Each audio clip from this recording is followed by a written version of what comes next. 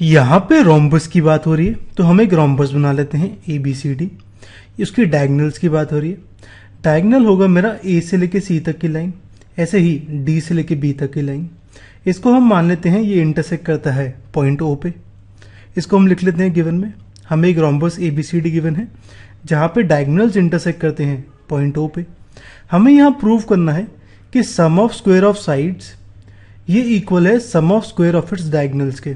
मेरी साइड है A B B C C D और ए डी, तो इन सबका sum A B square plus B C square plus C D square plus A D square, ये equal है मेरा डायगनल्स ए सी और बी डी यानी A C square plus B D square के। इसे हम प्रूव करते हैं। अब रोम्बस की सारी साइड्स मेरी इक्वल होती हैं, तो यहाँ A B B C C D और ए डी ये सारा इक्वल होगा, इसको हम लिख लेते हैं।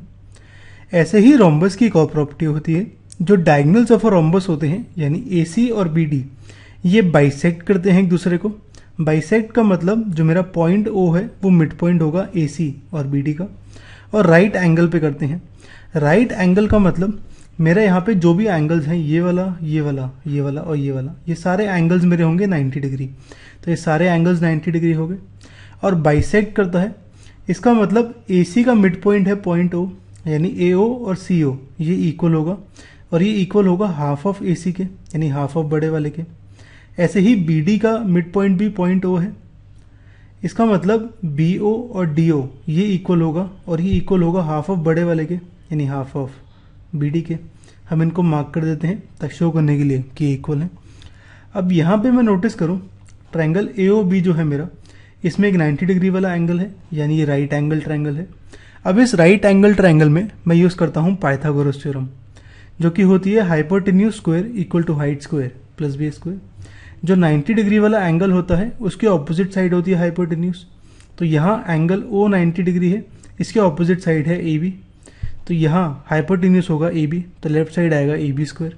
हाइट को हम ओ ए मान लेते हैं, बेस को ओ बी, तो ये आ गया O A square plus O B square. अब हमें पता है ओ ए है हाफ ऑफ ए सी यानी ये है हाफ ऑफ ए सी, इसको मैं हाफ ए सी लिख देता हूँ। ऐसे ही ओ बी मुझे पता है हाफ ऑफ बी डी, इसको मैं हाफ बी डी लिख देता हूँ। अब यहाँ पे हाफ ए सी का स्क्वायर हो रहा है, न्यूमरेटर में ए सी का स्क्वायर ए सी स्क्वायर आ जाएगा, और डिनोमिनेटर में 2 का स्क्वायर 4 हो जाएगा।